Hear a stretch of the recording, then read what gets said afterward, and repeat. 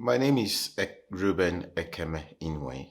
I am from Nigeria. I was born in Lagos, but I'm from a place called Delta State.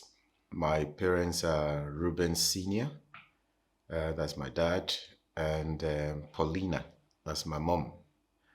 I used to be the eighth child of nine children, and I've lost three brothers now. So my position in the family has been moved upwards, kind of. I have currently two brothers and two sisters. I'm married to Roseling.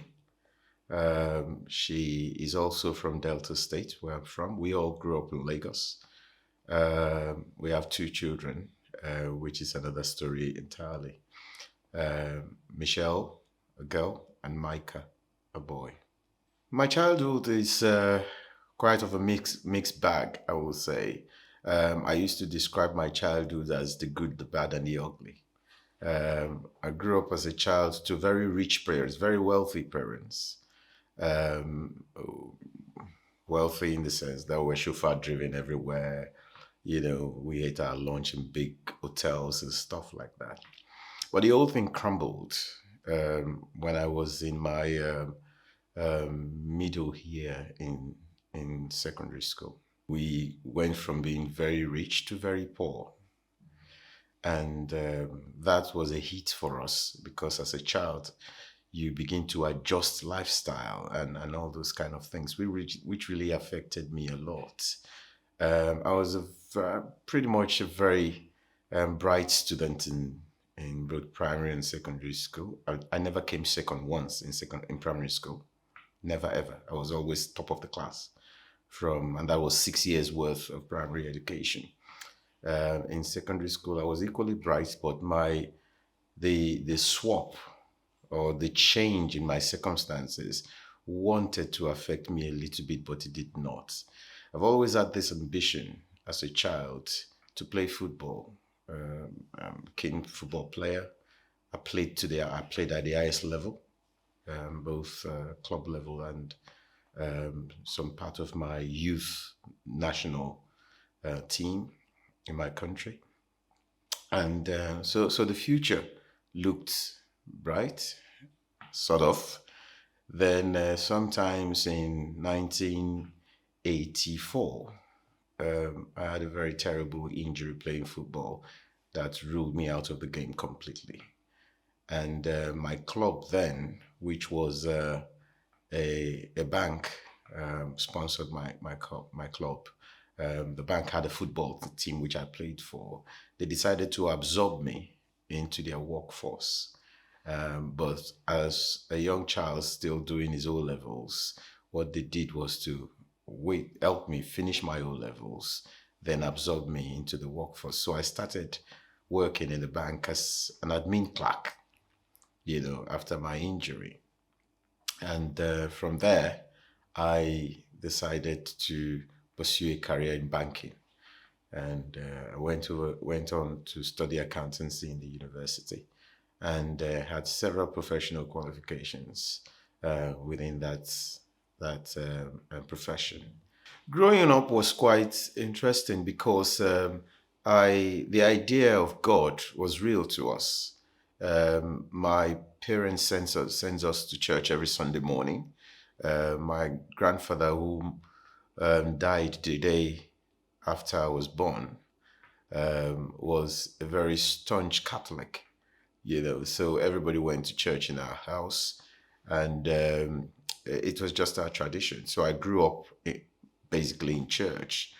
We went to play in church. If we wanted to play, we go there to play. They had all the facilities for us to play as children: football field, tennis courts, table tennis tables, and stuff like that. So it was fun to go to church. But I had no particular relationship with God at that point. My relationship with God started one day when I was traveling to visit the parents of a friend of ours in secondary school who had just died. So we're going to visit the parents just to encourage them. We're quite a few of us from our class in school then, and we were on this bus.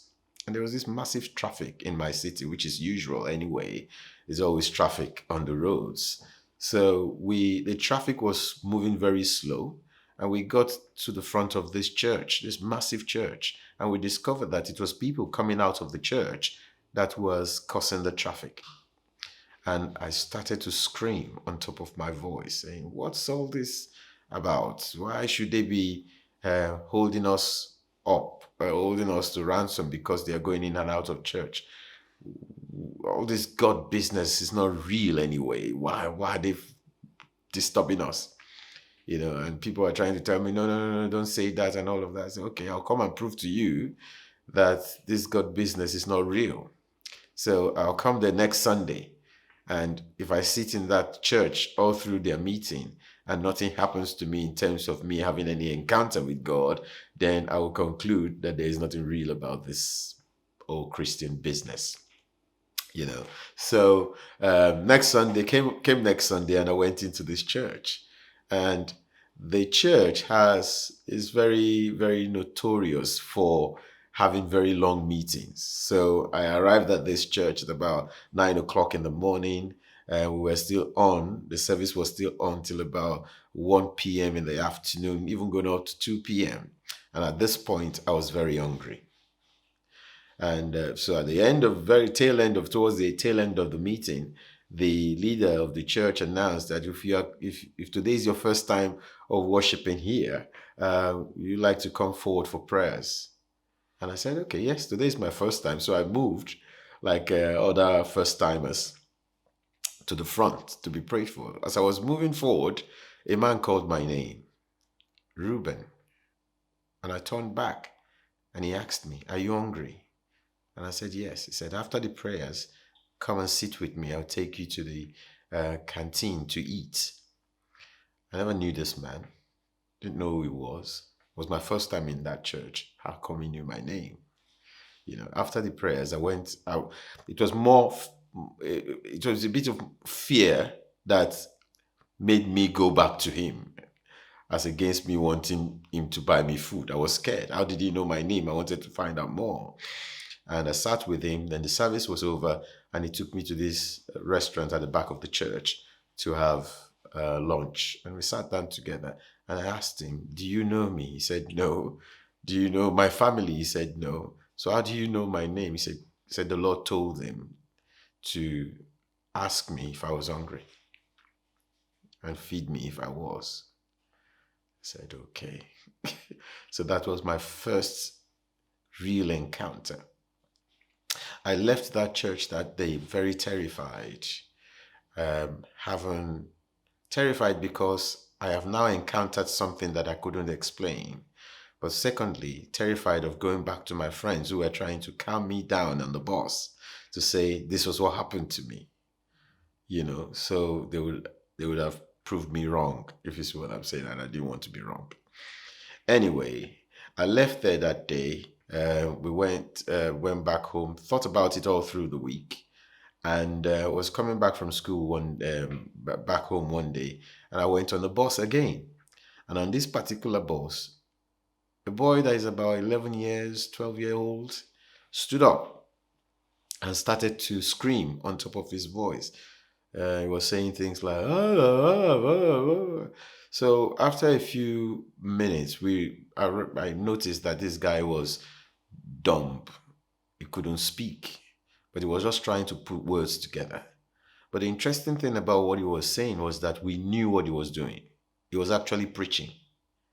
He held the Bible in his hand and he was waving it everywhere. Ah, ah, ah, ah.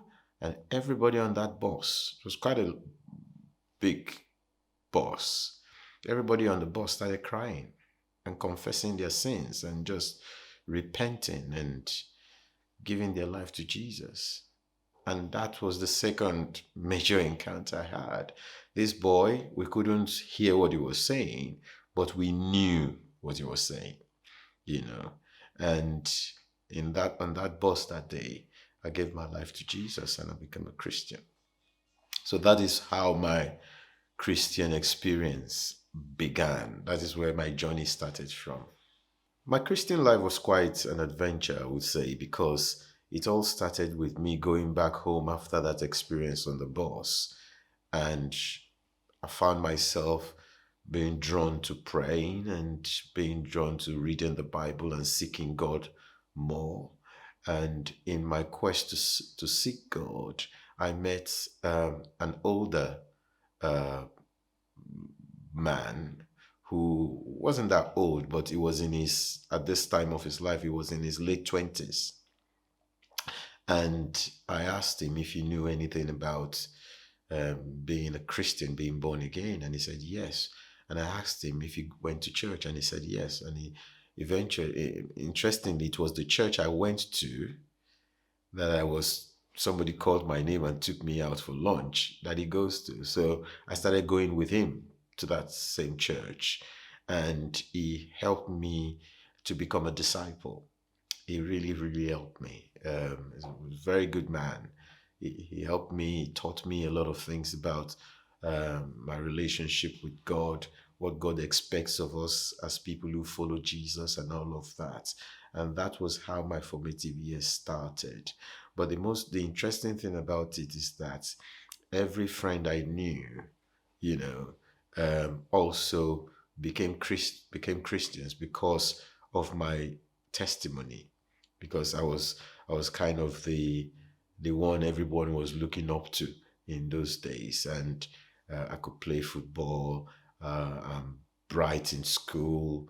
I don't. If I don't believe in God, people don't believe in God. If I now believe in God, people, yeah, it's cool if he's believing in God. So a lot of my friends became Christians as well, and so it wasn't too much of a rigor for me to navigate that water.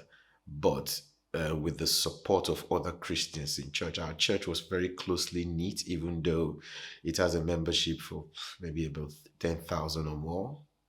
But we were very closely knit. We were all the members of the church are put in different, we call them bands, but they are like groups.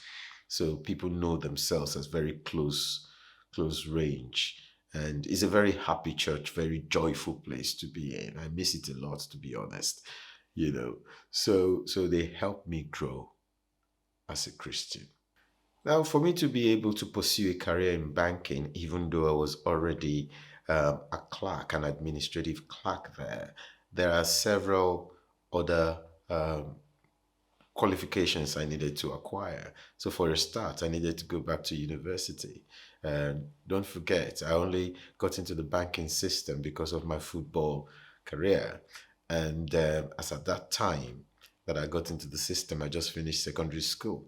So it wasn't really the case that if I wanted to build a formidable career in banking, I would just remain somebody who has an O level and be there. I wouldn't go anywhere, So I had to go back to the university to study accounting. Afterwards, I started writing professional banking exams and accounting exams and all of that. And I qualified very, very quickly, very, very quickly. All the major accounting professional accounting bodies in my country, I qualified for all of them, So, and that really caused my acceleration, if you like, in the industry. So, but the most interesting thing about my banking career was how my Christian faith was, well, played a significant role in the mix, because where I come from, when you are going to be entrusted with people's money, they want to be sure of your character. And in those days, one of the things they trust Christians in those days. So they will ask you, do you go to church? As part of your interview, for example. And if you do, which church do you go to? Can we get a reference from your leader? Those kind of things. So that played in to my advancement within the sector. And very quickly, I had this ambition of wanting to become the youngest managing director of a bank in Africa. That was my ambition. And to be honest, I was flying at that speed. I was flying at that speed. And everybody around me knew that that was going to happen. Nobody was in any doubt that that was going to happen because of the kind of projects I was initiating and handling. The area of finance that was my expertise was more in project financing and um, getting sourcing for funds for major projects. Like my country is a very rich country in terms of oil exploration. So I was sourcing investment for downstream exploration, and that's huge, huge, huge, huge thing. Not everybody has such an expertise or the ability to be able to convince investors to come and invest in such areas where they will not really see their money's worth quickly. you know so I was on that journey, and I could see what it would be like at the end of the tunnel, that I was definitely going to get to my dream and all of that. But one day I was stopped. I was stopped. I was praying, and I felt very strongly in my heart that the Lord wanted me to leave my job, and I didn't know what that meant. So I went to the man who I called a father in the faith, and I told him what I was going through. And he said, okay, I'll pray along with you. But he now took me through the story of how Samuel was called to become a priest. And when he told me that, I read that story over and over and over again.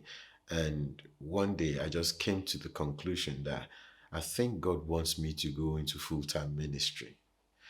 So I went away to pray about it, and I said, Lord, if you really want me to do this, show me a sign.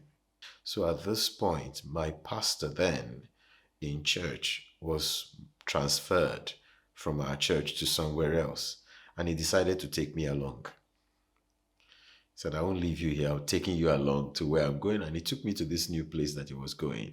6 months after I arrived there, he was moved again. And he said, you can't go with me this time.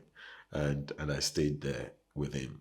So the new pastor that came to take over from him, now on the day he arrived, he just went on the platform and said, I'm your new pastor and all of that. And he looked straight at me and said, you're going to be working with me closely.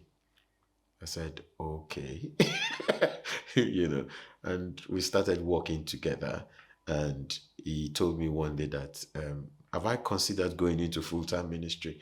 I said, yeah, I've been playing with that in my head. And he told me straight up, African church leaders don't know how to be diplomatic when they want to say, thus says the Lord. So he just told me straight away, God is calling you into full-time ministry. If you don't obey him, you're going to suffer for it. I said, okay. So my problem then was, how do I abandon my dream for something that is basically unknown? So I went back to work the next Monday, and a friend of mine came to see me at work. And by this time, I just got married. I was just about maybe 1 year into my marriage. And my friend came to see me in the office, and he told me, God wants you to be going to full-time ministry. I said, why not you? You're also an accountant like me. And he said, well, that's what he has asked me to come and tell you. That if you don't, the sign you're going to see is that your company, your bank, is going to crash, and they're going to lay off everybody, and you'll be affected. That's the sign you're going to see. And I said, okay, I heard. And you know what? I decided to wait for that sign. And within a few months, our company started suffering. And they started laying off people. And before it could get to me, I just raised my hands up and I said, Lord, I can see you are in this. I will do this. So I handed in my resignation, and the rest is history. As a new minister, the church would love to test your mettle. to see if you will just break at any slight challenge. So they decided that I should go and work with children. So I started ministry looking after children in the church. I became their pastor. And one day I went into the children's church and I said, so this was what I left my promising career for, looking after children. Am I mad or something? But over time, I started to enjoy it. And the reason why I started to enjoy it was because I saw children growing into teenagers and I saw teenagers growing into adults. And it was quite fascinating for me to see their transformation, how much the Christian life has transformed them. So our ministry has been very youth oriented, if you see what I'm saying. But at some point, what happened is that as the church saw that God was using us in tremendous way to reach out to young people, the idea of starting a youth church, a church that is specifically dedicated to young people, was birthed by the general overseer. And who else would they ask to go and start the first one? They sent me off to go and plant the first youth church, which I did. And it was a huge success. Everybody was talking about it. My city was agog because of that one church. And more responsibility was given to me within that youth framework. At some point, I was leading over 40,000 young people in my city, you know, and they look up to me as their pastor, as their leader, and many times their father. You know, I give girls out in marriage. I train boys to become husbands and all those kind of things. So it was a rich atmosphere of godly training for young people, and we are seeing the fruit going forward. So that's now translated into our organization, our church network, saying, okay, we don't want you to do this only in the Lagos environment. We want you to go out and also plant churches that will have that dimension to it as well. So I was sent to different places to plant churches, which we gladly went. In fact, in our organization, we don't really have a choice. You go where you are told. You know, as long as you're a full-time minister, wherever you are asked to go, you just go.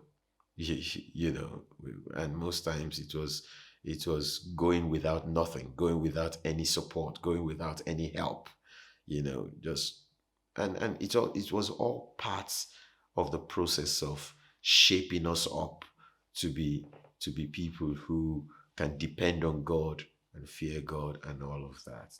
Ministering to parents or would-be parents will be something that actually just flows through from where we started from. Most of the parents we got to know in church were actually young people that we pastored in the past. So we have this kind of we had this kind of affinity with them. We suffer when they suffer. We rejoice when they rejoice. And when many of them started to struggle to have children, it was a pain for us as well. So we started to minister to them. But on there was a particular occasion where we were asked to go and lead the churches in a particular area of Lagos. And when we got there, the prevailing issue in that area was that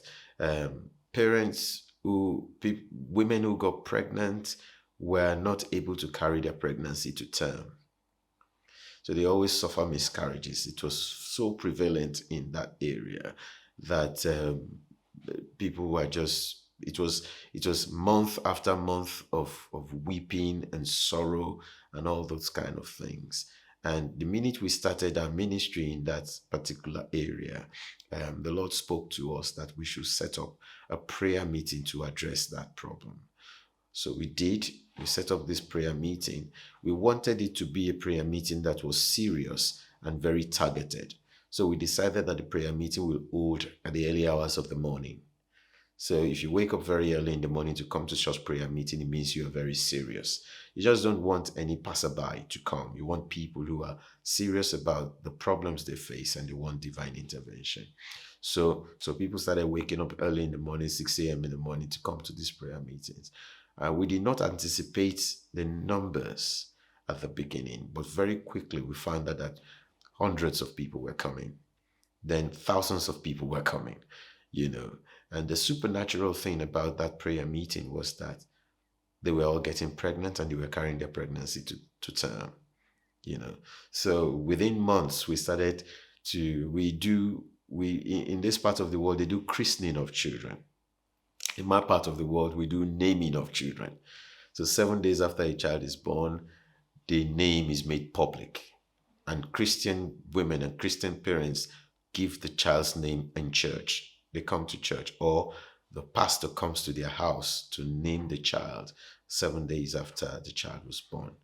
You see, so we're naming children almost every day, you know, as the ministry grew.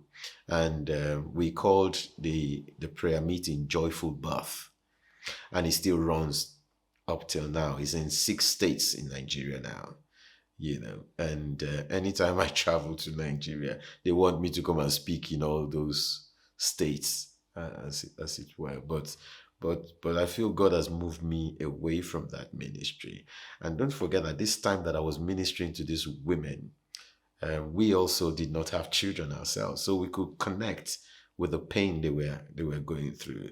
But it was also painful for us because we were praying for people and leading people into praying to God for their own situations, for them to find solution in their own situation, and we were not making any progress at all in our own lives in that regard. So it was quite painful, but the joy of seeing people giving birth, the joy of seeing people who have suffered 5, 6 miscarriages, all of a sudden get pregnant, carry the pregnancy to term, give birth to healthy babies, you know, was quite something. From that prayer meeting, we started setting up maternity homes for women to go and give birth in, and all of that, to have good antenatal care for them, aside from the spiritual care they are getting. So the whole thing just exploded, you know. We've been very fortunate. We've been very blessed by God that whatever God has called us to do has always succeeded. He has always been faithful to the calling he has called us. And for that, we're very grateful to God. Our call to Britain was just like the other bits of our life experience, was quite dramatic. We remember when we just got married, my wife and my mom went for a meeting, an evening prayer meeting. And whilst they were there was this prophet that was invited to come and do ministry at that particular meeting.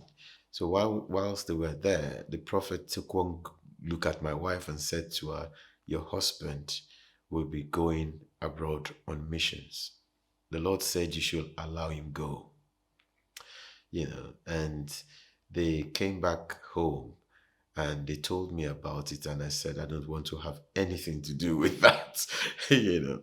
And the reason was not far-fetched.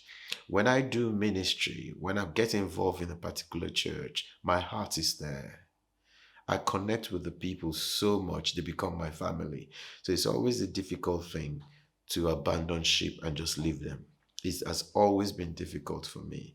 So part of the reason why I told them that I don't want to have anything to do with that was because at our current church, we were very closely knit. We were seeing people grow. We were seeing miracles happen, deliverances. People were coming to faith. The church was growing, and I couldn't imagine us going anywhere. Anyway, that journey did not start until about 9 years after, you know. So after that experience with my wife and the prophet and all of that, we moved from that area to another area to do ministry. And while we were in this new area, my wife had a vision. And the vision was that she saw us in a foreign land, and we were holding a crusade, a meeting. a big meeting outdoors. And the interesting thing is that she said a lot of people gathered together for that open air crusade, that open air meeting. And but the strange thing was that everyone that gathered there was wearing a long coat. We don't wear long coats in Nigeria. And so that was the first thing. The second thing was that the people were standing on white sand. White sand. Our sands are not white in Nigeria as well. So she was very confused about that. She didn't really know what it meant. And she shared it with me. And I said, what's this all about? And I started to pray along those lines myself. Then God showed me a vision. And I saw this map of the world in a globe form. And interestingly, the only country on that map was the United Kingdom. And the only place on that map in the United Kingdom was a place called York. And I've never heard of it before. Never seen it before. Never heard anybody talk about it before. So I started to struggle. Where is this? Where is this? And where is that? I asked a few of my friends, and they said, no, they know New York, but only York. Said I must be making a mistake. That sometimes when you have these visions, you don't really interpret it properly. Sometimes they are confusing and all of that. That's they know York, but they know New York, but not York. I said, okay, that's fine. So a few years later, we were having our annual convention in the RCCG. And, as you know, in our annual convention, a lot of people come from abroad to join us in that meeting. And one of our church leaders in Sheffield came, and he came in with some local people. And at that particular convention, I was asked to look after them. So, and I was curious. I was now asking him, do you know a place called York? And he said, yes. I said, oh, so York. Yeah. He said he's from Sheffield. And York is just about an hour away from where he lives. I said, okay. So it exists. He said, oh, yes, of course it exists. He said, because they are from South Yorkshire. And York is like the capital of Yorkshire, really. That was the way he put it to me. So I was very excited that this strange place, this mystery place, actually does exist. So I shared my vision with him. And he said to me, do you know what? We have not entered that city to do missions. So maybe God is calling you to go there. I said, okay. So we started to think about it and pray about it. Then we felt a release in our spirit to come. And just out of sheer curiosity, I just shared it with my immediate boss then, whom you know, who's Pastor Julius Olaliko. I shared it with him. This is what I think God is doing, asking us to do. And he said, okay, they will take it forward and share with the other leaders and see what they say. Because at this point, I was doing a very, very sensitive job with young people. And it will be completely out of character for the mission to release me to go anywhere at that point. The youth ministry of the church was just gathering momentum, and they wouldn't want to leave me. So he told me that point, but he went away and talked to some other senior leaders, and they said, yes, I should go. So the whole process started. Coming to York was quite of a struggle because of all the official things that we need to put together before we were allowed leave to come into York. First of all, we needed to come in on a visa that was very difficult to get. In fact, 3 times we were refused a visa, a work visa to come here as missionaries. But 4th time we were lucky because we got someone to invite us to come and to kickstart our journey from there. And we were eventually invited, and we got into York. And it was quite strange for us because we've never been in a place where we looked very different. We've traveled to other countries, but it was quite similar. It was quite mixed, but York was very different.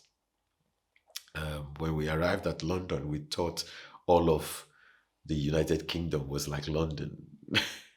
That was our thought because it was quite mixed and it wasn't monocultural at all in London, but York was quite different. Anyways, um, as we arrived in York, we met people who were waiting for us to receive us. They took us in, and we just started the ministry. Naively, I thought the United Kingdom was a place that was very open for the gospel. So the first shock I had was that it wasn't open for the gospel. There are churches here, they have historic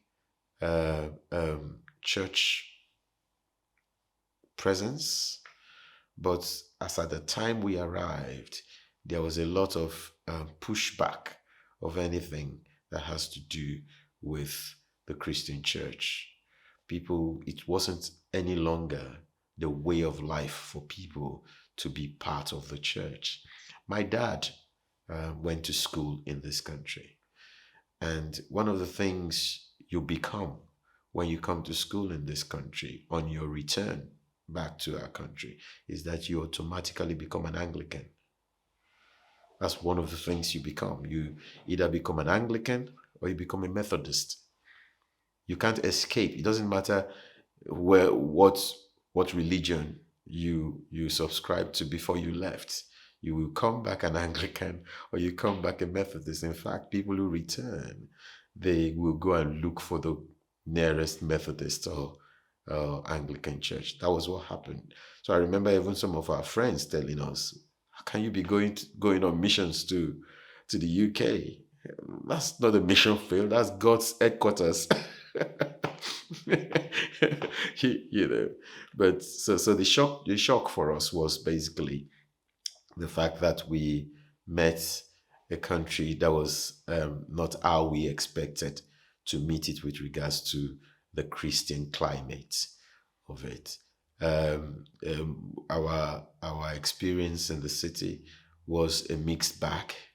On one hand, we had people waiting for us. It was very kind to us, very hospitable.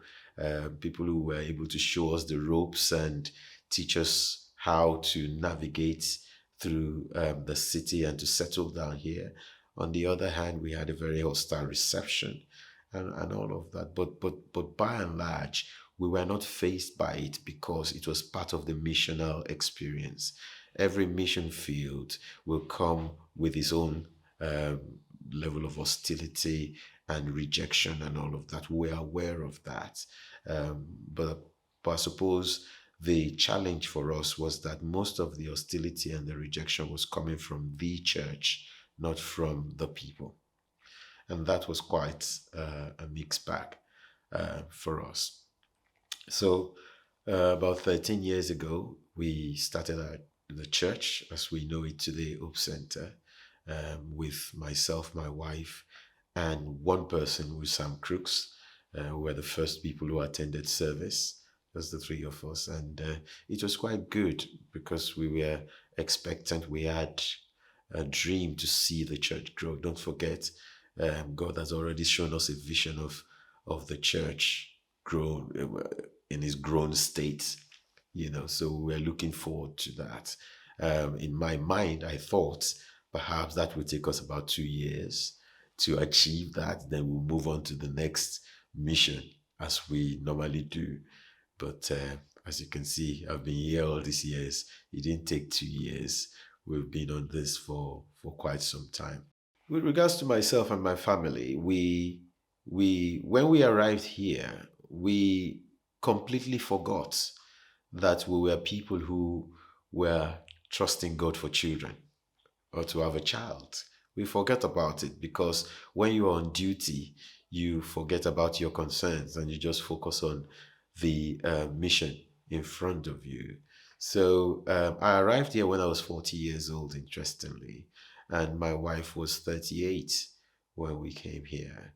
And when my wife turned 40, she felt strongly that it was time for us to have children. She didn't know how that was going to happen. And she shared that with me, and we prayed about it for a while. At the age of 40, 42, we felt that really it was time. Now, before this time, we had not even done any kind of medical checkup to find out what was wrong, if something was wrong, and all of that. So we decided to embark on some kind of medical examination to see if we were actually potent to have children. And we were directed to the hospital in Leeds. And when we got there, the bad news came. Um, Interestingly, the man that attended to us was a professor in his field. So you can't get any better than a professor in their field, And he said, my wife couldn't have children. There's no chance she could have children. I said, okay. We said, so what do you want to do? I said, well, we just wanted to find out. Now, we came back. Obviously, it was a sad time. So we decided to explore other avenues of having children. So we decided to explore the idea of having adopting children. So that was the route we were ready to go on, to adopt children. And one day, a dear friend of ours came into our house. I want to stop there. Just take it from one day. Yeah, okay. Okay. So one day, a dear friend of ours came into our house and said to me particularly, that he wanted to pray for me, that God wanted us to have a child. And I said, okay, why not? Go ahead and pray. And he went ahead and he prayed and all of that. And he went out and he came back again and said, oh, I made a mistake. That God actually wants him to pray for us to have children. I said, that's even better. Go ahead and pray. And he prayed. And he left. And we didn't really think too much about it. But we are people of prayer, and we believe in God, and we believe that God does things in mysterious ways. So after a while, my dad took ill, and we needed to travel to go and see him because we thought he was in his last days and he would die. So, and he requested that we come back home to see him. And while we were there, we attended to him and everything. He had his treatments and everything, and he kept alive. We got back home and my wife took ill. She became very sick.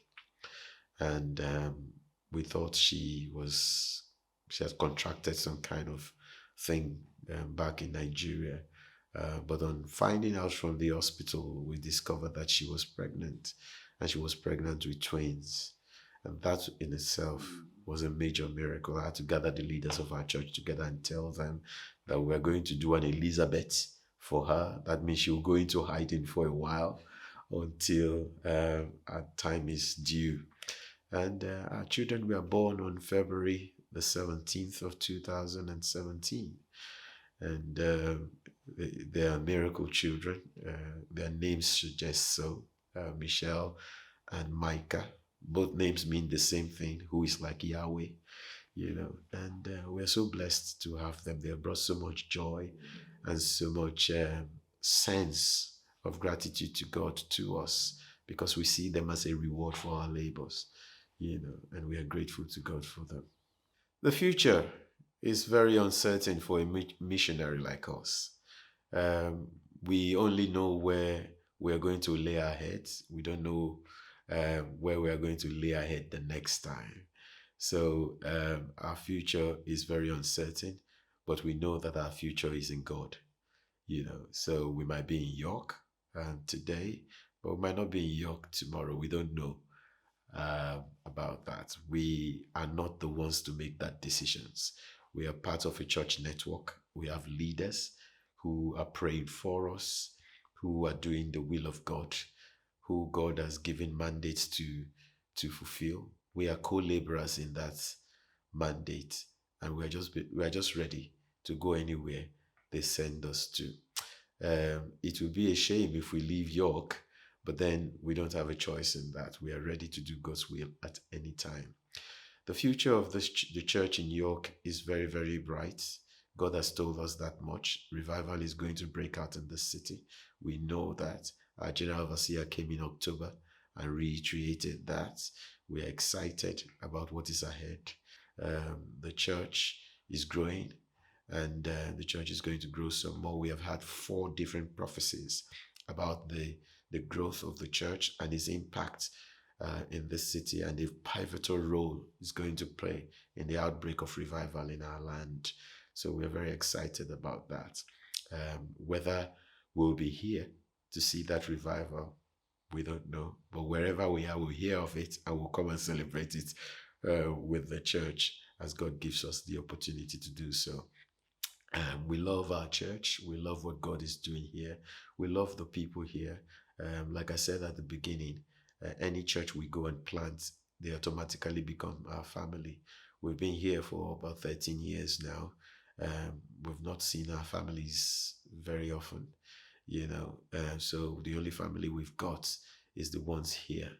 That is why we take this work very seriously, very, very seriously. We're passionate about it. And it's our prayer that God in his love and his mercy will keep all of us to see that glorious day of revival that we are all anticipating. And that is my real life story.